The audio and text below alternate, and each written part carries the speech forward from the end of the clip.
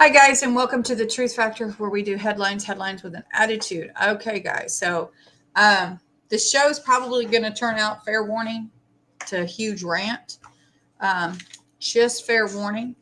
I will tell you before I get started, because some of these things some of these articles, the way they are wording things these days are kind of very infuriating. That's the only word I'm going to use today. Okay, so let's get right into these articles, guys. I have all of these articles in a Wixit in the description and a link below. So let's share the screen out.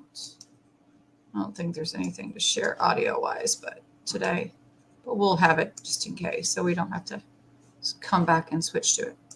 Anyway, before we get going, just make sure I shared this earlier. I don't think I did. I'm about half brain dead today. Don't say it, Tim. Don't say it. I'm about half brain dead. I know what you were going to say. Such a meanie. He is such a meanie.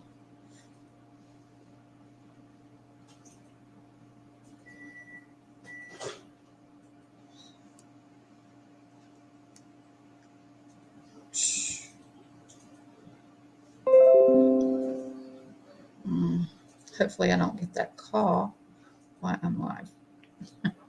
Right, anyway. I'm just trying to share this out. All right. Got it shared out, guys. Now we can get into these articles. I know I probably should have done that before I went live, but all these little last minute things we do before we do go live. All right. Anyway, we're going to start with this right here. It looks like it's an update. I've got to make sure that we got everything stopped before it starts. Like, there's that. It doesn't look like it's going to play. Okay. Anyway, I want to start off. Now, this here says 800, but I have an article that says, I think, 1,300. So here we have Fox News admitting there's at least 800 deaths. And this is supposed to be live updates. But anyway, my concern right here, and what I'm going to point out here, is that the White House goes dark after 9 Americans are confirmed dead in Israel. The White House says President Biden is not expected to speak or appear to the public for the rest of Monday, just hours after 9 Americans were confirmed dead in Israel. The White House called a press lit at 11:46 a.m. on Monday, indicating that they do not expect Biden to make further statements. Biden administration is embroiled in a response to an unprecedented attack on the Israel by Hamas terrorists, which the State Department confirmed claimed the lives of at least 9 Americans. So if you remember, I think it was Hal Turner had put out there that there were Americans had been killed, and indeed 9 is what so far is being reported in this horrendous, vicious attack by the Hamas there in Israel. And again, this is what they're saying, that Biden has been consistently engaged in supporting Israel as they defend themselves against these brutal terrorist attack. Yesterday, after another call with Prime Minister Netanyahu and ordering the American military to provide aid to the IDF to ensure that they have what they need, the president held a long scheduled event to thank the hardworking non-political staff who keep the White House running. Yep. Operating the kitchens, to cleaning the White House, and helping keeping the complex safe. This date was chosen because there were not White House activities that would require their work, and they could bring their families. They deserve recognition, and no small petty comments from partisan media or elected officials changed that, the White House told Fox News correspondent Peter Doocy. I don't think anybody's gonna. Why are they even commenting about, because people had to work at the White House? It's their job. Well, no, he said they're saying that they don't want any wisecracks as the president celebrates Columbus Day, but he's celebrating the non, I guess you would say, essential workers. I don't want to say not essential because to me they're very essential, but he's talking about, like the cooks and the housekeeping staff and things of that nature. The little people. He gave thanks to the little people, which, hey, I think all presidents should thank the little people. He wasn't talking, giving thanks to those people that don't, make bills or, things of that nature. But anyway, so then this here is just a lineup of live things on Fox. I try to steer clear of this. Outside of this is, I think, the only article that I actually have that it says 9 Americans confirmed dead. So this is why we are looking at this Fox article. Then we have this here, guys. We're going to start right here. So prophecy. This is from War News 247. Zelensky, Ukraine will be forgotten with the war in the Middle East. 300,000 Israeli reservists in arms. Total siege of Gaza has begun. In the next 24 to 48 hours, the ground operation in Gaza begins. Fears of a front with Hezbollah. This is today, October 9th. So just wanted to make sure you guys could see the date. Israel proceeded to the largest mobilization since the official establishment of its state, calling to arms 300,000 reservists for starters within 48 hours. According to the IDF spokesperson, 100,000 troops will initially begin the ground operation and enter Gaza at the same time. The northern front on the border. Let me pause this. All right. On the northern front of the border with Lebanon and Hezbollah will be strengthened. The Israeli army has begun installing additional artillery positions near the Gaza-Israel border, while 4 divisions have been deployed in the area, with 3 adjacent to the Gaza Strip. The ground operation is expected to begin in the next 24 to 48 hours. Israeli Defense Minister Yoav Gallant announced that he had ordered a total siege of the Gaza Strip, with no food, fuel, or electricity allowed to enter the Gaza Strip, along with anything else. Gallant further stated, "We are fighting human animals, and we will act accordingly."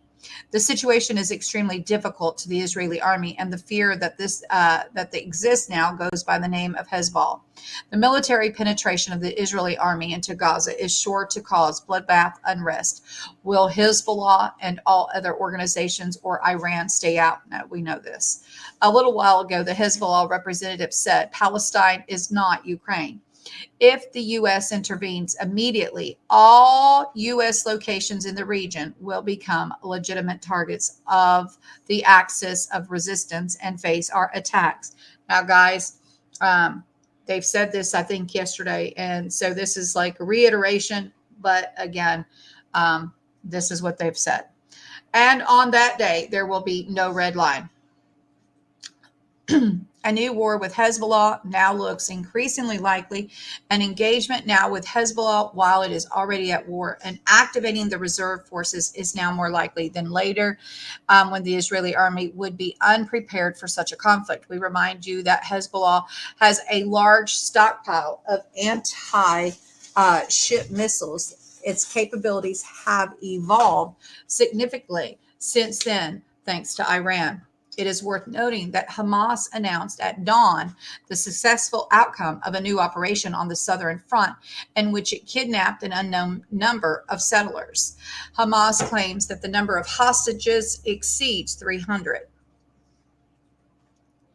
Well, that's when they need to bomb the heck out of them. Right? There are still 7 communities inside Israel where there are terrorist Hamas gunmen fighting inside civilian communities. Lieutenant Colonel Richard Hutch from the Israel Defense Force spoke to BBC Breakfast from Tel Aviv about the latest situation in Israel.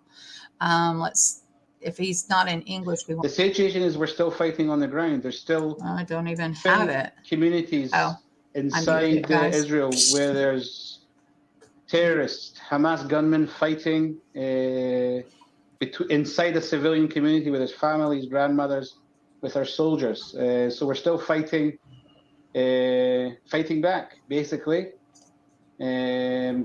in 7 communities. There's one hostage community still in Kibbutz Nachal Oz. And again, this has been the worst massacre of Israeli civilians in our history, I would say, in such a short period of time. I mean, they declared war. This is an unprecedented event, Sal and John. It really is. And I would definitely say it is unprecedented, guys. I mean, the number of dead, and it's just crazy. Okay. So then we have an IDF spokesperson shares an important statement on the swords of iron. Let's hear. Hopefully this is English as well. Shalom from Tel Aviv. Lieutenant Colonel in the reserves, Jonathan here, and I'm here to give you a nightly update. We're almost 48 hours into the fighting, a little bit less, and the picture and the situation in Israel is a dire one. There's still fighting going on in southern Israel. Our troops are still fighting and hunting down the last terrorists that are still inside Israeli territory. That is something that will take a few more hours, or maybe even more than that. But at the end of that process, all of the terrorists that came into Israel, by the way, we assessed that there were approximately 1,000 terrorists who participated in yesterday's invasion of Israel. About 1,000 bloodthirsty Palestinians who went house to house, building to building, in search for Israeli civilians, massacred. Approximately 700 Israelis have been killed, and that's civilians and military included, and more than 2,100 have been wounded. Unfortunately, there's a high number of critically wounded people who may not make it.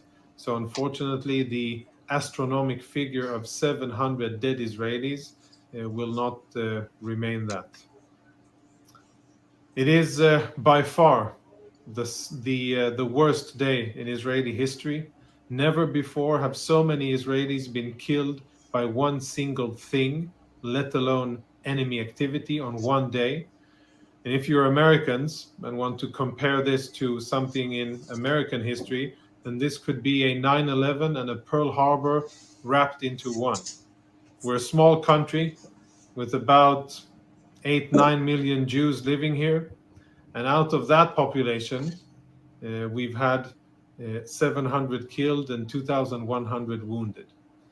Unfortunately, and this is probably the most dominant factor that will shape the activities for the future, there is a very large amount of Israeli civilians and soldiers held inside Gaza.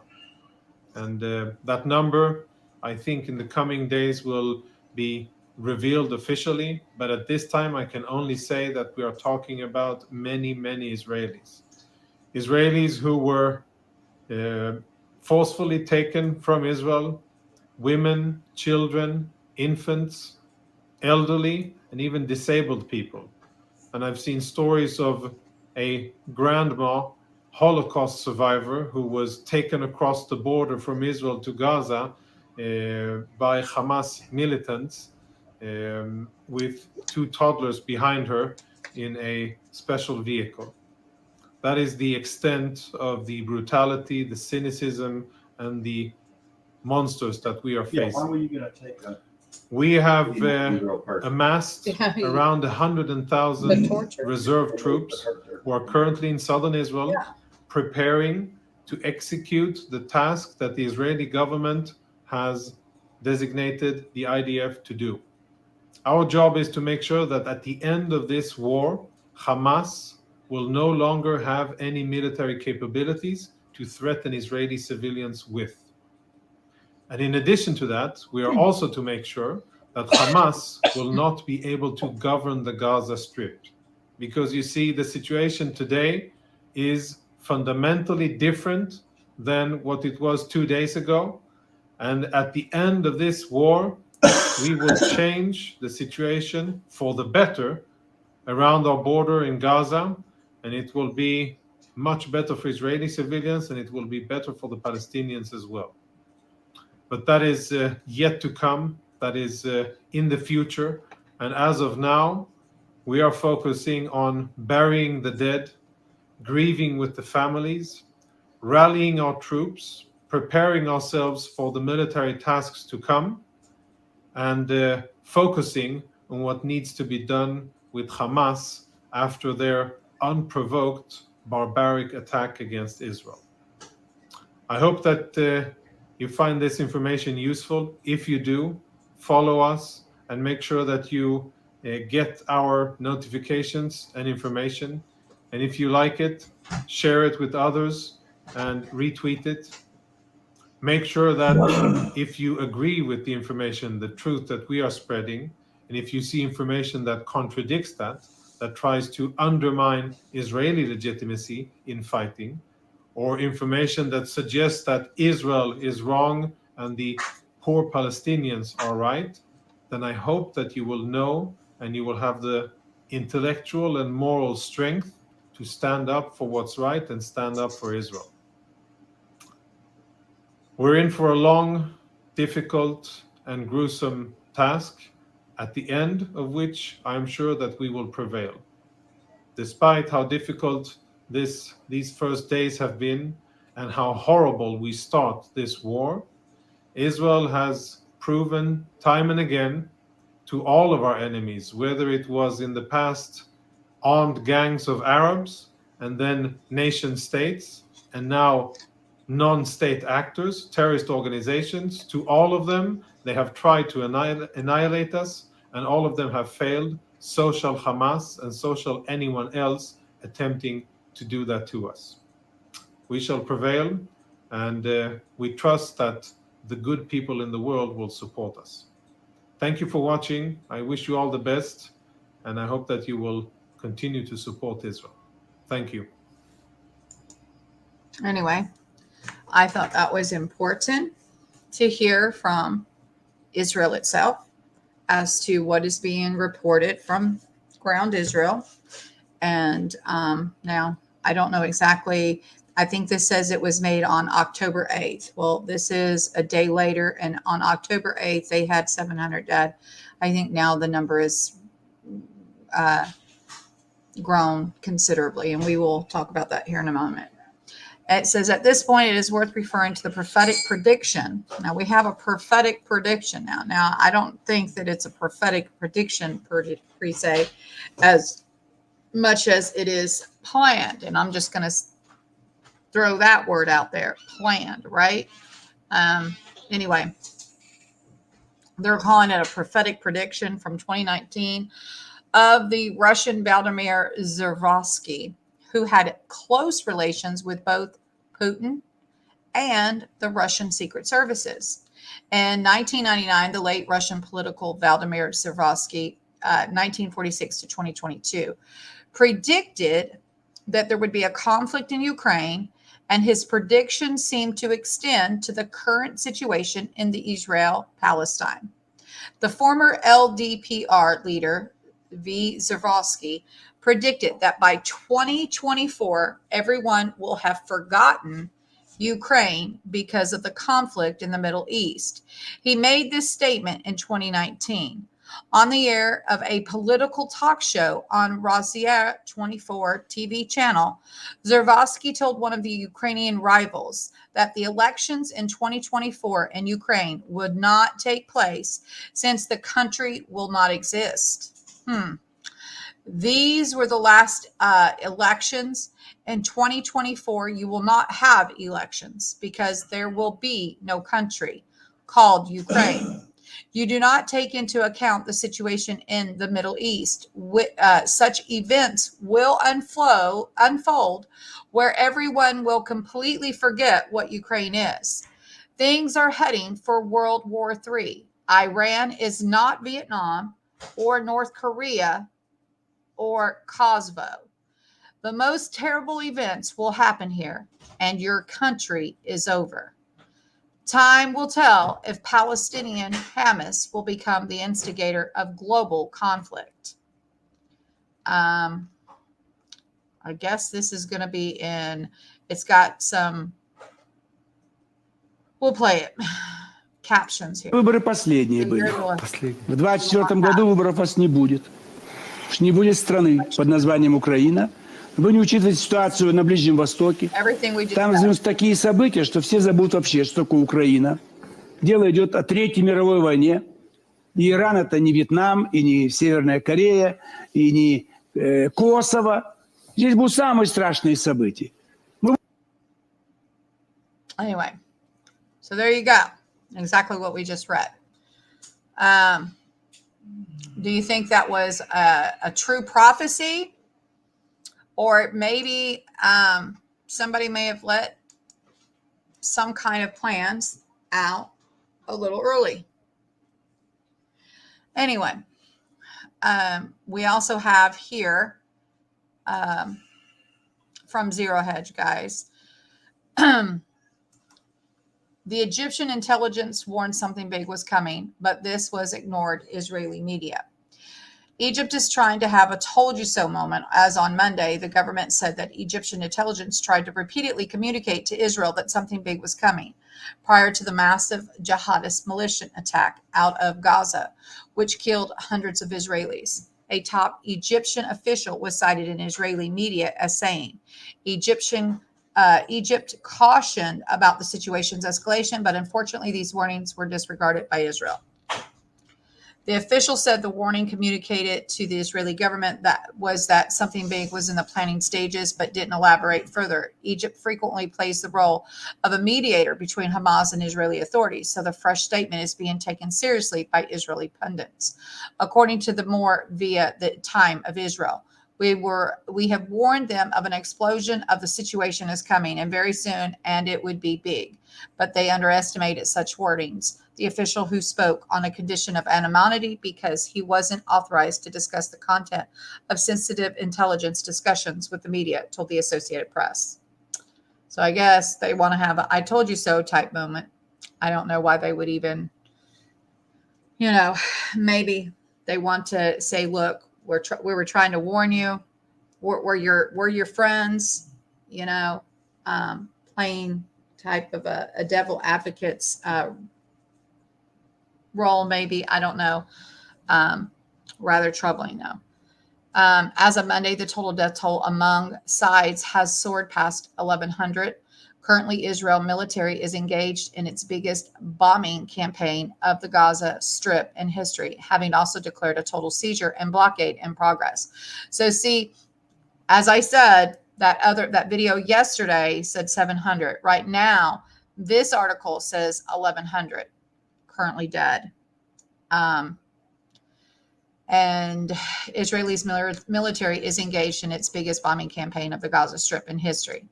So Qatar has said it is seeking to mediate also the question of Israeli hostages and Hamas captivity. Likely, Egypt is also seeking to engage both sides as the situation continues to deteriorate. But we've heard from Netanyahu there is no negotiations. Again, I will just quickly go back to this real quick. They've changed up this one here. Hamas threatens to begin broadcasting executions of Israeli hostages. That won't be good, will it? Hamas has threatened to begin broadcasting the executions of Israeli hostages taken in Saturday's attack against Israel on Monday. A spokesperson for Al-Qassam brigades, a branch of Hamas, warned in an interview that Al Jazeera that the group would begin killing one hostage for each Israeli airstrike that lands in Gaza without forewarning. He added that the executions would be recorded and broadcasted to the public. Israel has carried out more than 1,000 airstrikes in Gaza since the Hamas attack Saturday. Israel has yet to respond to the ultimatum, but the Israeli Defense Forces have deployed tens of thousands of troops to the area around Gaza. Israeli Prime Minister Benjamin Netanyahu has also warned that the ground invasion may be imminent, telling President Biden that we have to go in. Israel has already cut off supplies of the water, electricity, and fuel to Gaza. So far, Israeli airstrikes have killed some 560 people, according to Hamas-run authorities. So Here, we just reported that there's over 1,100 casualties on the Israeli side, and they have about half of that with 560 people, Hamas. But I think the main thing people need to remember is who went into whose house and attacked first. If it was your house and somebody come in and took out your wife and kids and your grandma, how would you react? Well, Abigail would give them her grandma, but that's beside the point. Most people would protect their grandmas.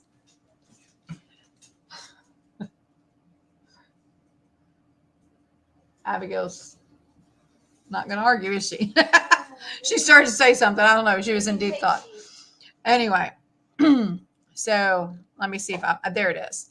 This was the story that was at the top of the page. This is very concerning. I think that somebody needs to say something in retrospect to these dead 9 Americans. Just saying. But at 11:46, they indicated that Biden wouldn't be making any kind of response. So that being said, Of course not. He's chicken. You know what? That little white spot on the top of chicken. You know what? Is still chicken. You know what? right. Then we also have Russian report on the first 48 hours of war. Hamas expanded. Let me go back and mute this. Hamas expanded the control zone inside Israel. It attacks axis and targets. Now, looky here, guys. We have Hamas attacking inside the control zone here, attacking targets. They've taken over bases and stuff like that, guys. We covered this. I'm setting this up for a reason here in a minute. You'll see why. Shocking data was released by Russian analysts emphasizing that Hamas, until last night, managed to expand the control zone in an attempt to reach Hebron. The maps presented by the Russians are relentless as they show the Israeli army floundering for a second day. Now, why the Russians analysts are emphasizing, why did the Russians have such a accurate so-called prophecy? These are the things that I can't help but say, in my opinion, point to Russia. And that is just my opinion. Anyway, the Russians are congratulating whoever planned the Hamas operation as a military intelligence. Mikhail Savich, head of the Russian think tank Rabar, pointed out Hamas fighters managed to block several settlements in half a day. Enter Zadart, where they occupied the building of the police station and in principle fulfill the task of occupying huge pieces of territory as soon as possible.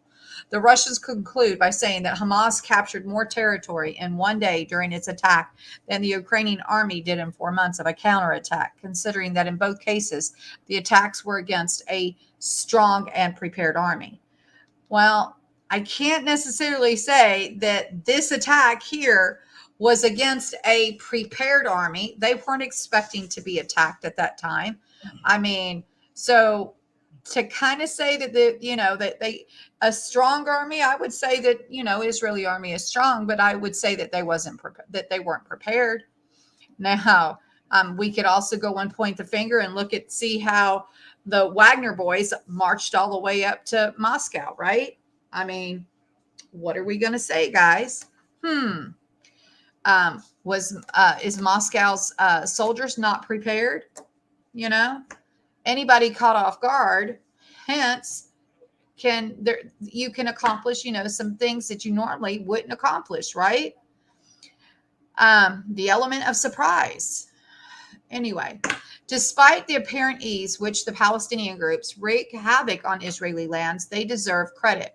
What is happening is part of the plan of a full military operation involving many operational tactical groups, and each one has its own mission.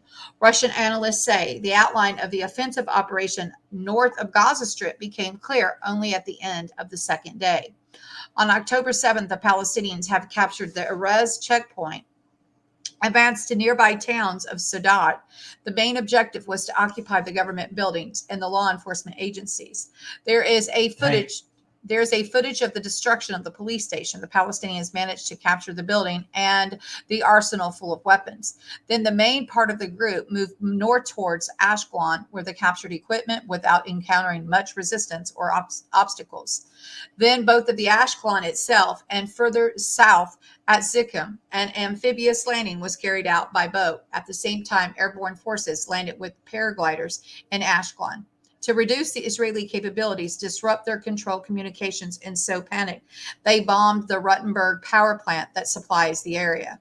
As a result of the fighting on October 7th, a bridgehead was established south of Ashkelon in Sadat. They accomplished their goal by taking large quantities of weapons. The second day's target were the prison in Ashkelon and the military base in Sikkim and Khmer. Throughout October 8th, the fighting continued. The landing force in Ashkelon apparently disappeared into the streets of the city and was partially destroyed. Having pinned down the garrisons of Sikkim and Khmer in battle, the Palestinians reached the eastern suburbs of Ashkelon and began to suppress the firing points and strongholds of the Israelis. At the same time, they tried to break into the city jails to free their comrades. In the middle of the day, Hamas talked about rotating the attack teams. New units launched an attack from the Erez checkpoint towards neighboring settlements. So, guys, neighboring settlements. This is places where civilians are, guys. This is not, where we have, there might be bases there, but we're talking about neighboring settlements. We're talking about civilian homes being, disrupted. Throughout the day, fighting was reported in the communities of Netev, Ha-Haraz, and Yad Mordecai, which had been bypassed in the previous days. Towards the evening, October 8th, the Palestinian units moved in southeastern direction. Fighting began in Mepham. A landing was carried out in Zerur, where clashes also began. Later, there were reports of fighting near Ashkelon in the area of Highway 232. Apparently, a small group of Palestinians, who at first glance appeared to be moving chaotically, went on another deep raid. The situation is exacerbated by the Palestinians' use of Israeli uniforms, weapons, and vehicles. Both Palestinian and Israel media report chaos and an increase in involuntarily killings by the Israeli military. Refugees refuse to stop at checkpoints, thinking they are being stopped by Hamas, and the IDF believes that they are Palestinian fighters disobeying orders and shooting potential terrorists. Throughout the day, representatives of Palestinian groups, locals, and religious leaders called at 6 in the afternoon and the population to take to the streets and organize marches, demonstrations, and pogroms.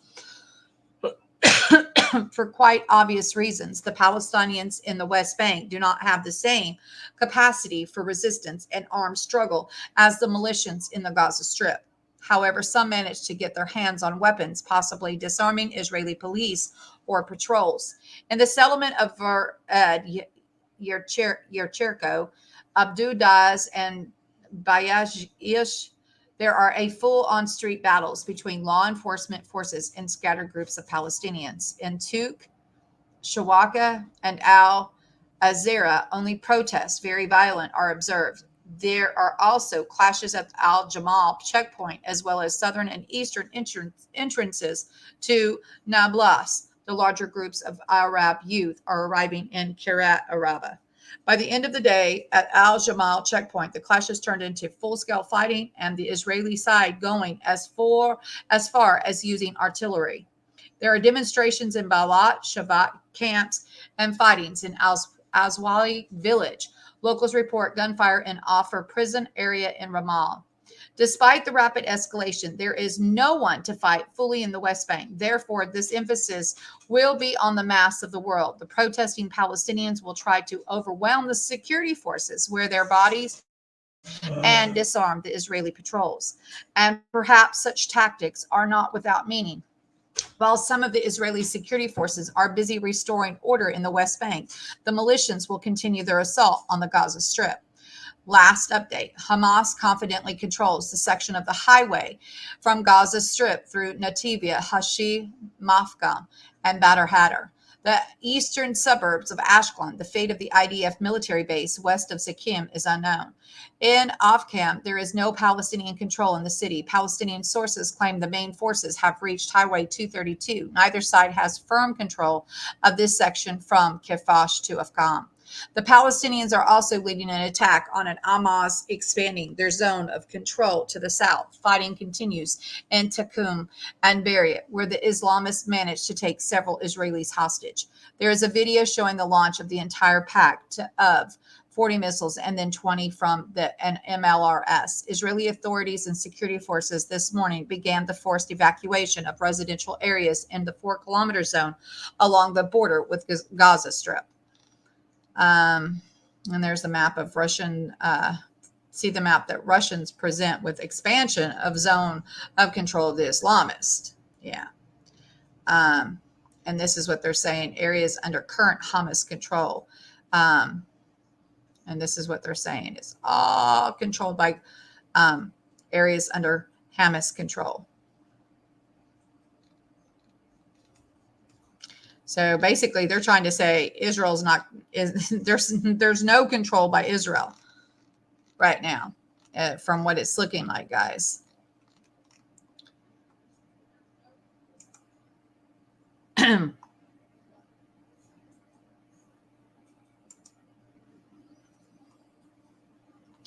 And to generalize the conflict, Iran planned and organized the attack on Israel. There is hard evidence of Hezbollah Iranian Guard involvement, the Western Street Journal bombshell.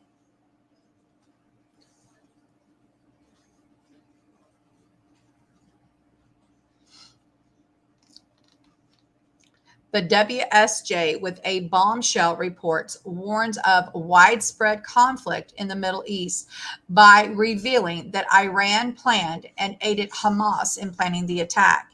In fact, the Wall Street Journal publishes details of the joint operation against Israel.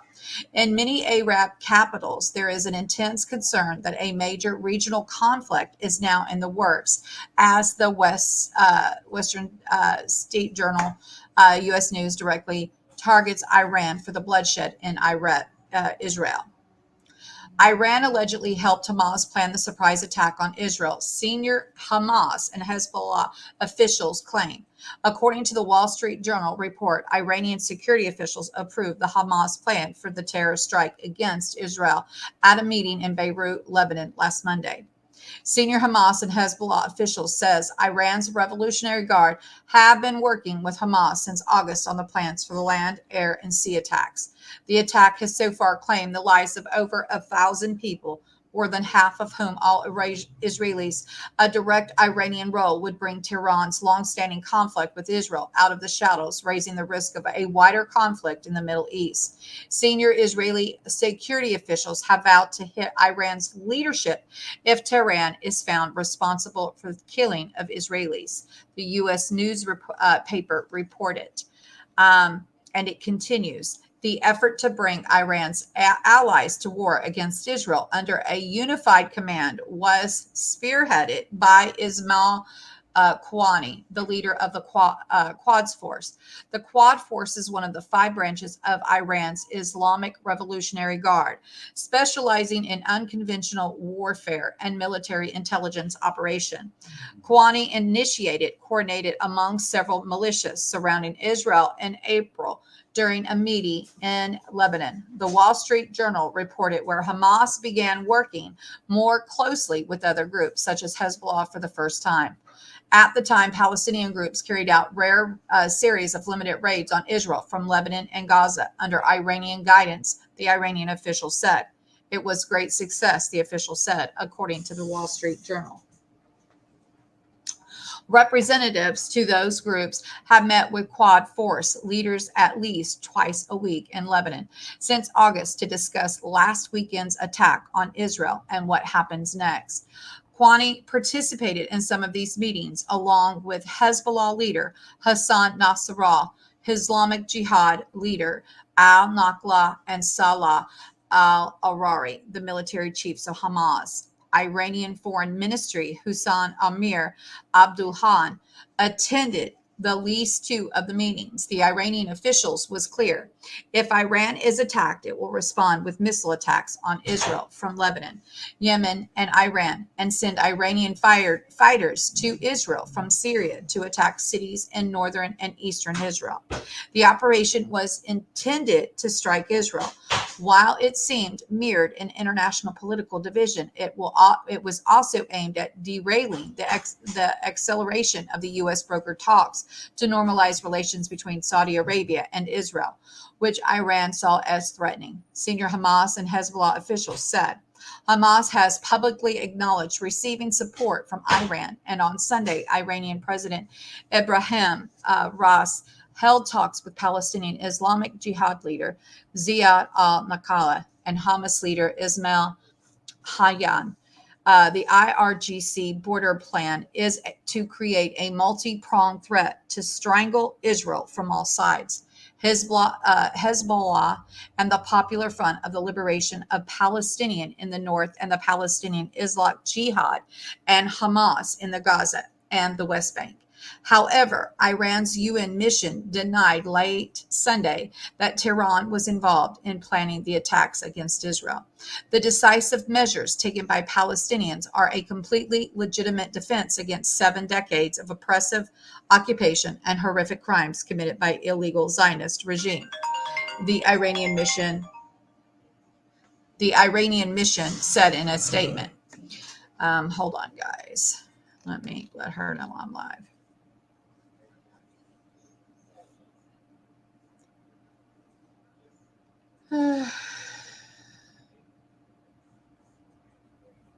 Okay.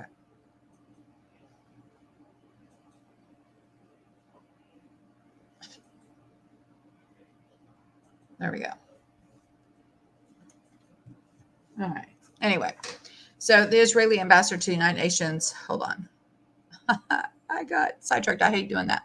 We emphasize our unwavering support for Palestine. However, we do participate in the Palestinians' response as it is exclusively received by Palestine itself. Iran's mission to the UN said they are trying to justify their failure and attribute to Iran's espionage capability and operational planning.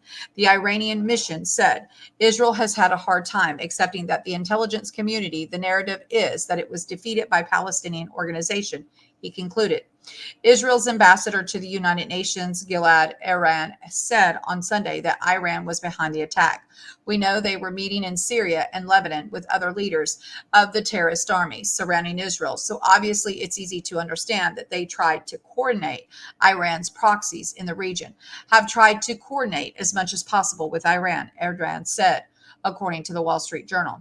An attack of the magnitude could only have happened after months of planning and would not have happened without coordination with Iran, said Lena Kahatib, director of the SOAS Middle East Institute at the University of London. Hamas, like Hezbollah in Lebanon, do not make decisions on their own to engage in war without prior express agreement from Iran.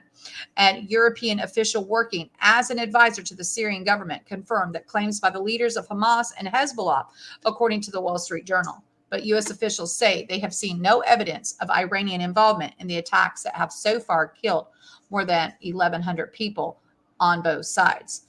We have not yet seen evidence that Iran directed or was behind this particular attack, but there is certainly a long relationship, Secretary of State Anthony Blinken told CNN on Sunday. As U.S. officials speaking to the WSJ on condition of anonymity said, we have no information at this time to confirm this report. A U.S. official told Fox News Digital Sunday night that, of course, Iran is the picture, noting that Iran has supported Hamas and Hezbollah for years, but the U.S. officials currently have no information to confirm what the WSJ says. So I find that rather interesting, that somebody as the Wall Street Journal will put out that, this big, huge connection, and then everybody else comes out and says there is no connection. But it is interesting. Do you think that, is it coincidental that all that money went over there and Now we have all of this collaborated, coordinated attack. And, not to say that we haven't even left all that equipment over there in Afghanistan. I mean, just, how convenient, right? Okay, so here is an article from Hal Turner. It kind of covers a little bit of what we talked about, but this is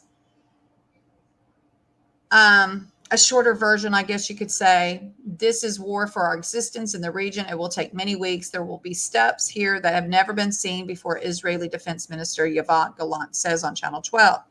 So there will be no electricity, no fuel, no food. We are fighting human animals, and we will act accordingly. Now, guys, we already covered that. Here is his speech. אנחנו מטילים מצור מוחלט על העיר עזה. אין חשמל, אין מזון, אין מים, אין דלק. הכל סגור. אנחנו נלחמים בחיות אדם ואנחנו נוהגים בהתאם. So they are fighting animals and they are going to act accordingly. The Israeli Ministry of Energy and Infrastructure, Israel Katz, has announced that there is an order to the immediate halt of water to the Gaza Strip. Continuously and heavy Israeli airstrikes on Gaza, dozens of casualties. Intense bombing. The UN Special Rapporteur for Human Rights in Palestine. We are horrified by what is happening and we call for a truce, source Al Jazeera. An ambulance director in Gaza. We are facing catastrophic humanitarian situation that the Gaza Strip has not witnessed in 20 years. And then he's talking here. He's following wars in Gaza since 2014, and he's never seen this amount of indiscriminate and wide-scale airstrikes taking place. Truly horrific. Well, guys, they didn't set out to do this until they were attacked.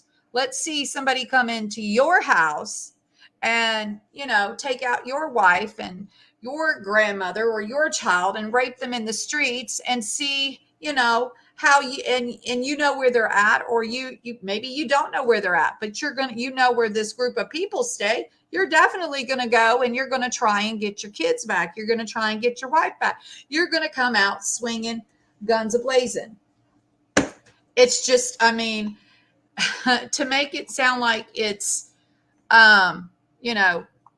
Israel, and Israel obviously are the ones that have been, they were the ones attacked. They've got over 1,000 dead. It's not right. Then we have Zero Hedge. Hamas threatens to begin publicly executing hostages if Israel doesn't halt unrelenting Gaza strikes. We showed that in the other article there. And here it is. Zero Hedge is also trying to shed light on it. It says, from this hour, any targeting of our people and the safety of their homes without warning will be met with execution of civilian hostages, which will be broadcast with video and audio, says the spokesperson. I don't know their stance, but I don't want anyone killed, guys. This is horrible, but what do you do? And we know Israel has what they're calling a Samson plan. So if they have a Samson plan to where they're going to take out Israel itself, if they feel threatened in that aspect, then, I don't think they're going to stop. It's crazy. And it says, alert, Palestinian Islamic Jihad claims Israel's infiltration from Lebanon. So now we have Israeli warplanes are bombing southern Lebanon. This is a severe escalation. This came after clashes between Israeli occupation forces and unknown gunmen. Hezbollah won't sit and watch, expect a retaliation. So more retaliation, guys, more retaliations. It says Israeli Defense Forces said a brief statement on Monday that its helicopters are currently striking in a Lebanese territory. Earlier, the IDF said a number of armed suspects who infiltrated into Israel from Lebanon were killed. The United Nations interim force in Lebanon, peacekeepers said in a statement on Monday that it has reported explosions near Al Bustan in southwest Lebanon. The total death among both sides is estimated 800. Gaza, third day, topped 1,100. So this is, I guess, I don't know why the two, with most of the deaths being Israeli. They're saying most of these deaths are Israeli. I got you. Okay. Israeli death ministers, as of Monday, ordered a complete siege of Gaza, which alarmingly includes cutting off all supply of food, water, and electricity. And I don't think that anybody should be surprised. And exactly, you're at war. Yeah, you must consider that's exactly it. And you've got to take according. I mean, for anyone to think that, this is when you're at war, you're going to, me and my husband we were having a conversation earlier, and we were even saying that all of this stuff with, people saying that, oh, crimes against humanity and all this and that, when you're at war, you're at war. There are no rules of engagement. And to think that you're going to have these rules and these laws that says, oh, we can only kill you if you have your head held to the right after 2 o'clock, or if it's after 3 o'clock, your head has to be to the left. I mean, come on. It's absolutely ridiculous and redundant to think that there are rules that people abide by or go by when you're at war. When you're at war, you're at war, and you're trying to protect your land or your home or whatever you're at war over, right? I mean, it goes without saying. Anyway, so Gallant has said he's given the order. They're going to siege Gaza. Again, this is just more confirmation of what we've already heard. And we saw the video. So in War News 247, this here is just further confirmation, guys, of that. Let's see. We were at zero. Hedge. Breitbart. Okay. So again, the Palestinian militia groups, Hamas, launched an unprecedented terror attack on Israel. But yet, everybody is so upset because now Gaza, where the Palestinians are, where Hamas is being, their water and stuff is being cut off. I mean, or they were up all night being attacked. I mean, give me a break. You can't have it both ways. And see this one here. I'm not going to switch on the live updates here, guys, but I wanted to see this death toll was at 1,200 earlier. They're saying death toll surpasses 1,300 as Israeli strikes Gaza. So, and this toll now, guys, I want to be fair. This is not just Israeli. It's also Hamas gunmen. Okay. So, but we're up to 1,300 in death toll. That's, and I'm sure that this number is going to continue to escalate. They're at war, right?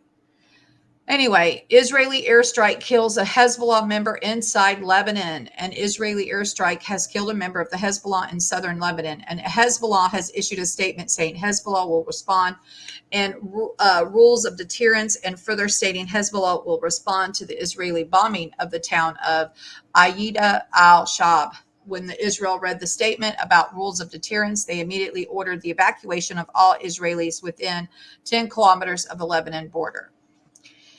So if that's the case, why hasn't the U.S. done the same thing since U.S. people were killed? Right. Just a reminder. No sense. It doesn't. Just a reminder, there's been 300,000 reservists as war escalates, which that number has been covered in several articles, so we won't read it. And then we have this here from Zero Hedge. Now, warmongers start to push for the U.S. involvement in Iran following Hamas attack, following the deadly coordinated attack on innocent civilians in Gaza by Hamas terrorists. U.S. hawks have begun their usual warmongering push, looking to re-engage America in a Middle East conflict. So Senator Graham has his head out on the line, was head of the line banding around threats to Iran that we will all are going to come after you if there is an escalation involving Hezbollah. Guys, Graham added that if Hezbollah and other Iranian proxies attempt to attack Israeli defense systems, the United States should immediately target Iranian oil refineries and oil infrastructure, which is a lifeblood of the Iranian economy. The center continued, it is long past time for the Iranian terrorist state to pay for a price for the upheaval and the destruction being sown throughout the region and the world. Secretary of State Anthony Blinken stated Sunday that Iran has consistently funded terrorism and groups like Hamas. Ironic, given that the Biden administration just provided the regime there with unfrozen $6 billion in aid, right? And that's kind of what I was referring to. Blinken claimed that those funds had nothing to do with this attack. Can't help but say that, you know, timing of all of this is kind of crazy. Oh, no. You're not over opinionated. We all have an opinion, and I value each and everybody's opinion. I might not agree with everybody's opinion, but I do, value everybody's opinion. Former UN Ambassador Nikki Haley stated that Hamas has attacked America. 9 American dead, that is not too many, in my opinion. It's only a matter of time before Israel takes it to Iran and face the nation. We suspect that Iran is involved, which we done covered that one article, I think, to the hilt. I covered every square inch of it because I found it was important in light of everything that is taking place that we be well aware of what is happening and stay ahead. And the Wall Street Journal had put that article out, and I didn't have time to go look for the Wall Street Journal article itself, but I may go look for it and pin it to this video. This could also lead to a full-on world war. If the U.S. and Israel stumble into conflict with Iran, it will be unlike anything either have faced since 1970. Iran is not only has the capacity to strategically bombard Israel proper in response to aggression, thanks to deep stocks of munitions, its missile force, and it also has, let's see what else it says here, guys.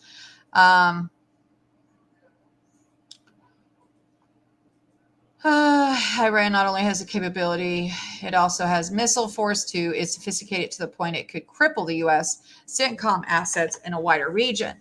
This means not only destroying U.S. bases in places like Iraq or Bahrain, but also closing the Strait of Hormuz and Bab el-Mandeb Strait to oil shipping. This would likely collapse the Western economies due to their dependence on foreign oil.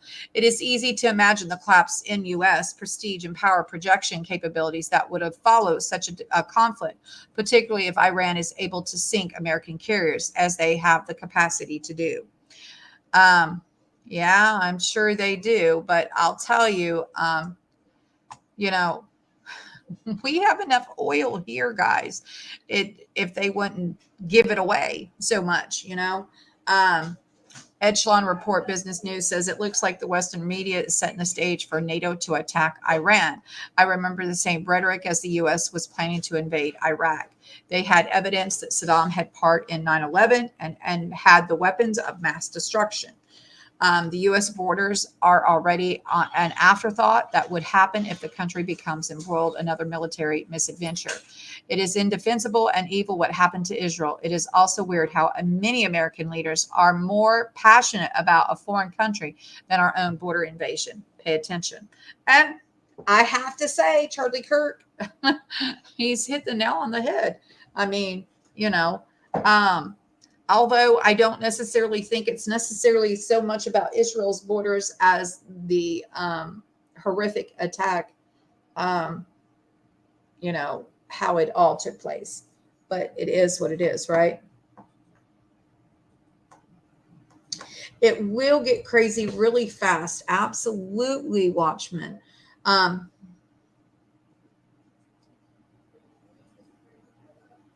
Right, I got you. I understand that. Watchman is saying, I'm going to share that comment because I agree. I mean, Israel may have known that they were going to do this, but they still perpetrated the act, which Israel needed to do any type of response to the growing nuclear tensions. Most definitely agree. And I don't know that Egypt is actually doing anything, but I know that they have they've been trying to play, I think, like, the mediator in all of this. It's kind of crazy.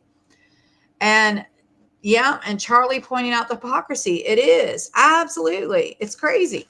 And you can't say he's wrong. Out ironically, he's absolutely correct. And he's telling everybody, pay attention. Absolutely, you know.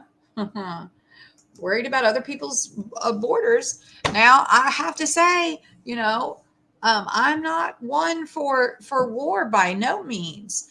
In fact, if we can avoid war at all costs, we need to. But it seems like this situation, Israel is fighting for their life, and they are such a small country, and I can't see. It's like you've got to help the underdog, right? I mean, at least that's my bid on this. We've got to help the underdog. Again, I want to remind everybody of what the Bible says. If we bless Israel, we will be blessed. If we curse Israel, we will be cursed. Period. You know. Anyway, along with the rest of the headlines here, guys, we have USA Today is talking about the U.S. airlines suspend flights to Israel as the State Department urges caution. I think this goes without saying, guys, but and again, I think we mentioned this yesterday as things were taking place. U.S. airlines have suspended flights to and from Tel Aviv amid the ongoing conflict in Israel and Palestine. American Airlines, Delta Airlines, and United Airlines have also issued travel waivers, allowing passengers scheduled to fly to and from Israel to rebook. United's waivers also cover flights to and from Amman, Jordan. We continue to monitor the situation with safety and security top of mind and will adjust our operation as needed, American said in a statement. Delta said it's working with the U.S. government to repatriate American citizens from Israel. If your flight was canceled by U.S. airline, you are entitled to a full refund, even if you bought a non-refundable ticket, according to the Department of Transportation regulations. The State Department has also issued a travel advisory for this region, urging increased caution for American citizens headed to Israel and the West Bank and suggesting not to travel to Gaza. Well, I think that goes without saying, right? Terrorist group Lone Wolf Terrorist and other violent extremists continue plotting possible attacks in Israel and the West Bank and Gaza. Terrorist and violent extremists may attack with little or no warning, targeting tourist locations, transportation hubs, markets, shopping malls, and local government facilities. The advisory says violence can occur in Israel and the West Bank and Gaza without warning. There has been a marked increase in demonstrations throughout Israel, some with little or no warning. The Federal Aviation Administration posted a notice to pilots in the region due to the ongoing conflict situation between Israel and Gaza. Operators are advised to exercise extreme caution with operating within the Tel Aviv Flight Information Region. The notice to Air Missions, NODAM, issued Saturday said flight crews should remain in contact with air traffic control at all times while operating within the region. International airlines response. Many European and Asian airliners have also suspended service to Tel Aviv. Israel national carrier El Al continues operating flights. Air France has suspended services to Tel Aviv until further notice after coordinating with the French and Israeli authorities. Germany's Lufthansa, which suspends flights to and from Tel Aviv until Saturday, said Monday that the decision regarding its planes and those of its subsidiaries was made due to the still unclear developing situation in Israel and after an intensive analysis of the situation. The Lithuanian group includes Australian Airlines, Swiss, and Brussels Airlines, as well as the Lithuanian itself. Hong Kong's main carrier, Cathay Pacific Airways, said that in view of the latest situation in Israel, it was canceling its Tel Aviv flights scheduled for Tuesday and Thursday. Virgin Atlantic canceled its service between London Heathrow Airport to Tel Aviv on Monday and Tuesday, as well as a return flight to Tel Aviv on Wednesday. Budget airline Wizz Air, which flies to Israel from Abu Dhabi and more than 24 European airports, said it was canceling all flights to and from Tel Aviv until further notice. The UK discount carrier EasyJet said that due to the evolving situation in Israel, it has decided to temporarily pause operations, its flights from London, Luton, and Manchester airports to Tel Aviv. British Airways said it's planning to continue operating flights to Israel over the coming days with adjusted departure times. Anyway, Dutch carrier KLM said it is scrubbing flights to Tel Aviv until including Wednesday. So again, I think this goes without saying who's going to, go in where they've got rockets going, flaring. I just don't see it happening, but And yes, they did. Absolutely, Watchman. Hi, MG. How are you, honey? It is. Okay. So then we also have in the headlines, this here from Wisconsin State Journal. Robert F. Kennedy Jr. will run for president as an independent and drop his Democratic primary bid. I'm not going to read this article, but I think that it's just worth noting that I don't think anybody didn't anticipate that. We know that he really was. I mean, in all honesty here, he's not a true Democrat, as much as what I feel like the Democratic Party represents. He is not someone that I would say is a true Democrat. But, there's Republicans that you could say aren't true Republicans that look more like Democrats, right? So go figure. So I don't think anybody's shocked by that news, but here we go. Anyway, this here is from earlier stream. I had a stream early this morning when this broke out, or when Hal Turner posted it anyway, at about 4 a.m. this morning, Eastern time zone. It wasn't 4 a.m. when this got up, but this was when this happened anyway. Al-Susi Mosque in Gaza, without warning, dozens of dead and dozens of wounded are on scene. And it said, one long-time observer of the situation between Israeli and Palestinian, we are quickly heading toward a full-scale war. I believe that they're already at a full-scale war. War was announced the other day. I don't know. Maybe not everybody heard it, but anyway, war near the Gaza Strip in southern Israel. This is totally out of control.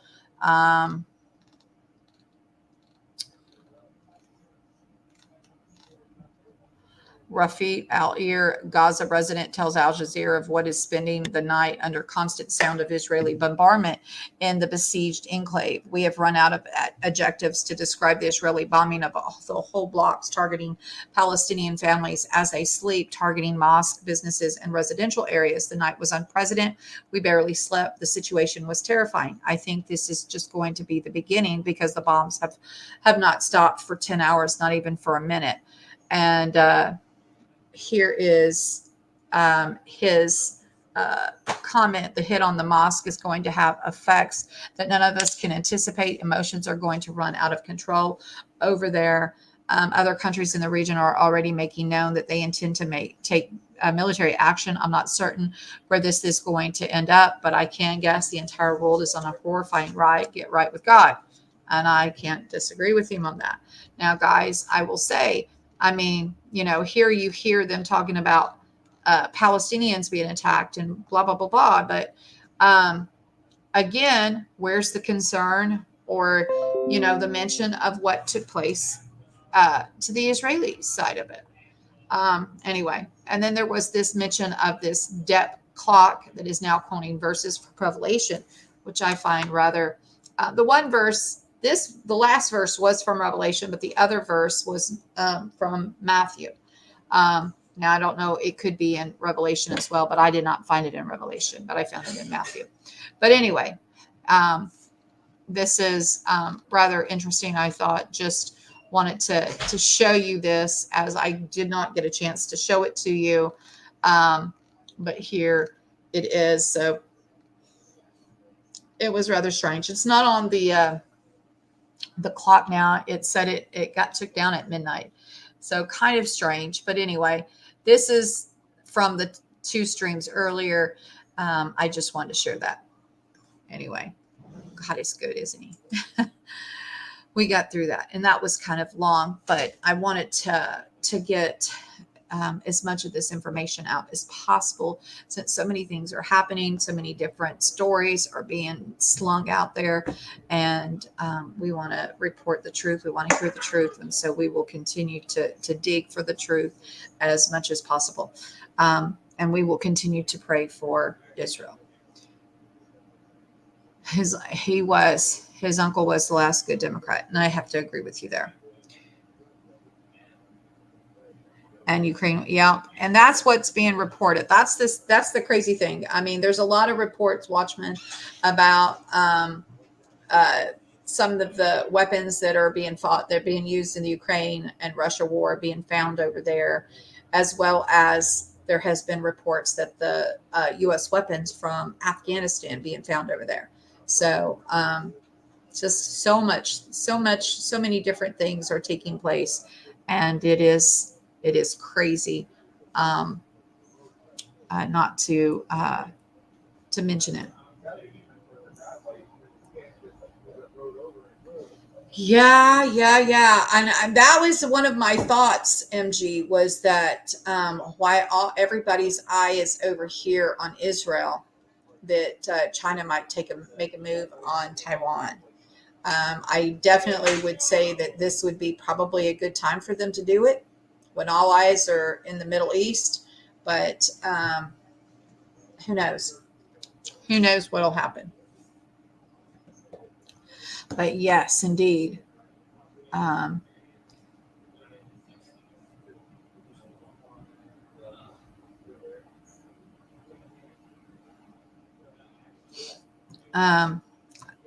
I can't disagree with you on that. I'm gonna share that because I think it's important that people see it. Jeff is saying, or Philip, we call him Philip. Philip is saying it's in his opinion that right this minute every American male of fighting age is surrounded by invaders 3-1. Everyone should have their guns at the ready. Minuteman stuff. Women also. I can't say that I disagree with you on that. Sadly, I'm not a fighter. I fight on my knees in prayer, and that is the way I fight. But and I couldn't fight if I wanted to. I mean, to be serious.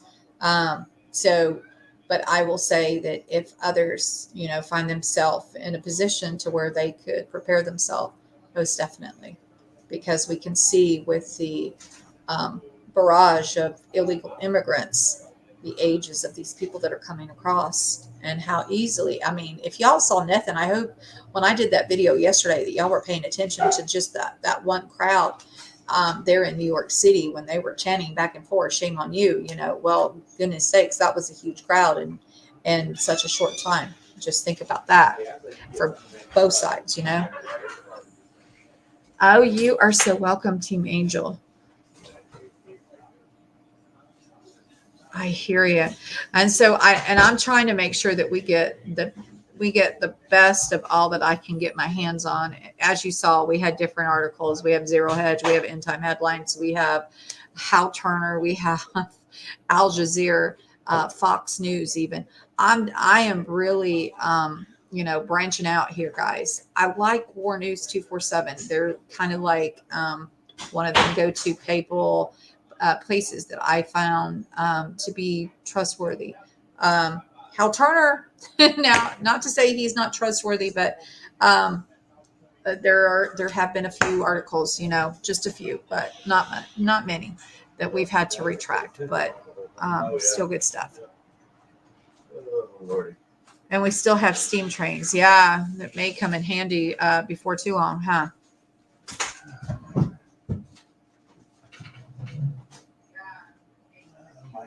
Two meals for Sister Sarah. I hear you, Watchman.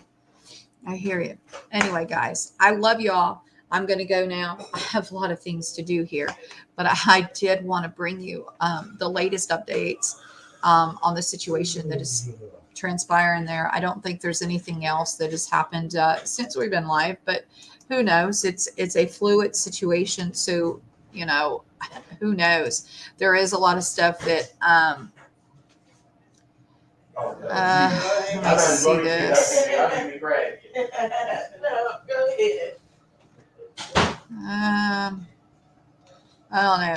I guess there's something urgent tonight. It didn't say that it was. I'm going to show you guys this. It didn't say that it was for subscribers only, but there's a bulletin tonight, urgent, and it was. Let me show you. For people that like to listen to Hal Turner, he goes live at 8 o'clock every night, Central Standard Time. So I guess that's 9 o'clock Eastern Time. And it is nighttime. So, you know, there's a lot of stuff taking place. So I kind of try to keep abreast, keep going back and forth. I think this is, let's see. I don't think there's anything. This is all intel. Okay. So, yeah. This here says bulletin tonight, urgent, and you click on it and it says you're not allowed. It doesn't say that it was a, for subscribers only. So I don't know what in the world is going on, but definitely I would tell everybody if there was one night that you want to listen to Hal Turner, it might be tonight. Anyway, just trying to keep looking back and forth there, and then at War News, because those are the two places, and I think this is the last.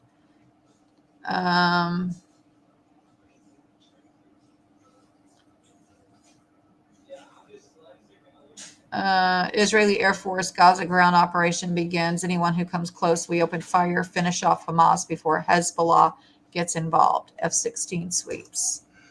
I think that's a new article. So it says citizens are to be locked in shelters for 3 days and hospitals are being prepared. The Israeli army ground operation in Gaza is starting. A moment by moment, Israeli troops have been ordered to destroy Hamas as quickly as possible, if possible, before Hezbollah joins the fray. If this happens, then Israel will have to fight a multi-front struggle. Israeli intelligence officials believe that Iran is pressuring Hezbollah to get directly involved in the war. The IDF Chief of Staff, Lieutenant General Herzi Halevi, in this address to the troops at the Gaza border. After a rough start, we are forming the line of engagement. We hit a lot of terrorists. Whoever comes close, we kill them. We'll finish clearing the area so we don't have terrorists here. And at the same time, we go on the attack. We have many more tasks. We must be strong. It started badly and we will end very badly on the other side.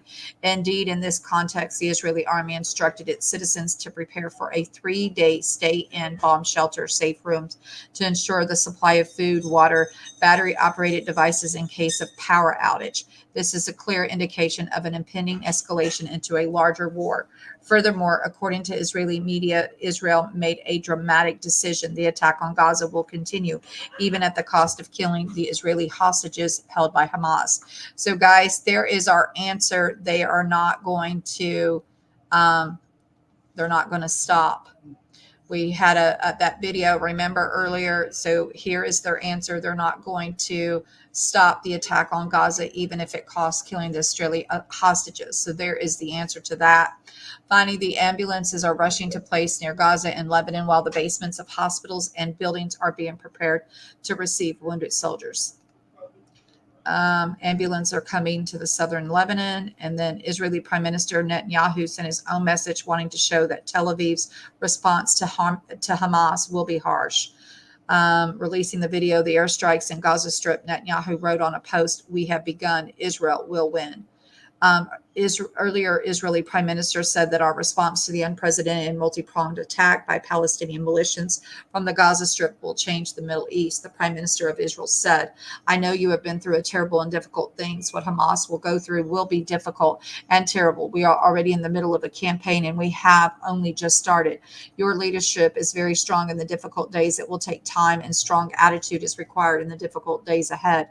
Netanyahu promised that the state will turn over every stone to help you all, and added that he is asking you to stay strong because we will change the Middle East. I embrace you and the residents. We are all together, and we will defeat them with strength, with a lot of strength.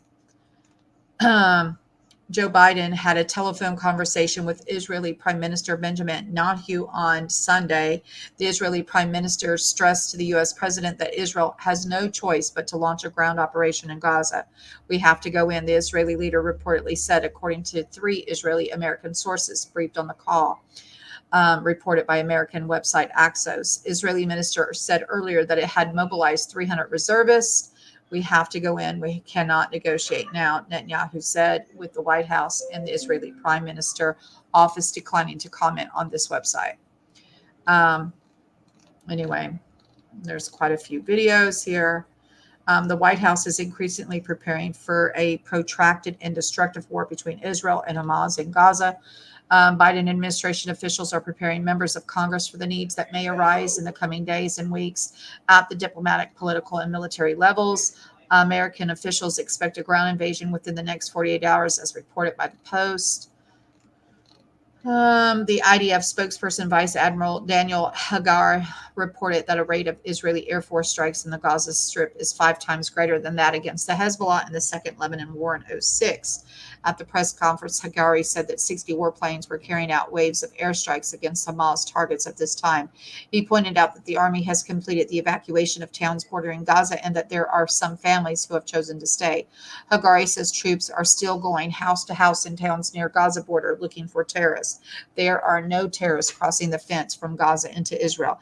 He says, noting that they are being struck by an IAF. Since this morning, there have been few engagements with terrorists. There haven't been any in the last few hours, Hagari says. Anyway, there's more videos. Footage of a recent airstrike in Gaza. Secondary explosions are visible.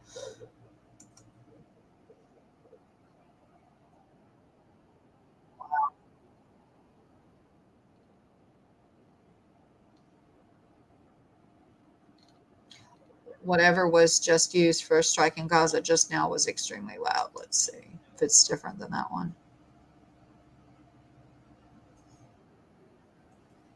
We saw it. I wonder if something else landed somewhere else.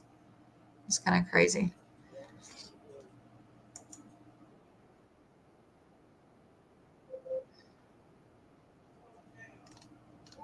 Anyway, so we have our answer from that updated article there, guys.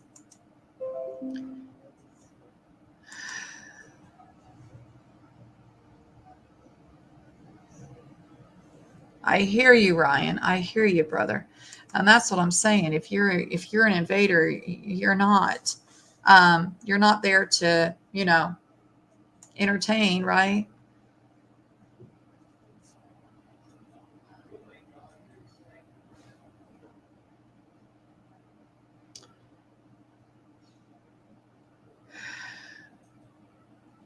He is indeed. He is indeed God's army. Absolutely.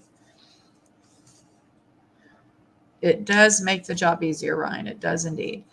All right, guys. I love you. That is what I have for you. As you can see that Hamas is saying they're going to kill soldiers. They're going to kill hostages. Israel is saying it's not going to matter. They're going to continue their strikes. Well, that's where you got to be. You can't give in to them. That's right. Like the U.S. did and gave them people millions of dollars and gave them terrorists back. Right. It doesn't make sense, does it? Anyway, guys, but that is the latest updates. Anyway, I love you. If anything else breaks, I'll bring it to you.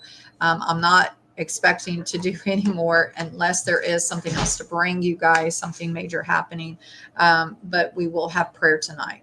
So if you guys will join me for prayer for Israel tonight, we will be lifting Israel up, and our government. I mean, all of the men and women in the military right now, people that are being deployed, we have to lift up our military, and people that could possibly be directly involved with anything that could turn ugly for America itself. So and this is a direct battle between good and evil, and so we got to stay prayed up and prepped up, guys. Anyway, I love you all, and God bless each and every one of you for joining me this afternoon. God bless you, and have a wonderful, blessed day. Bye.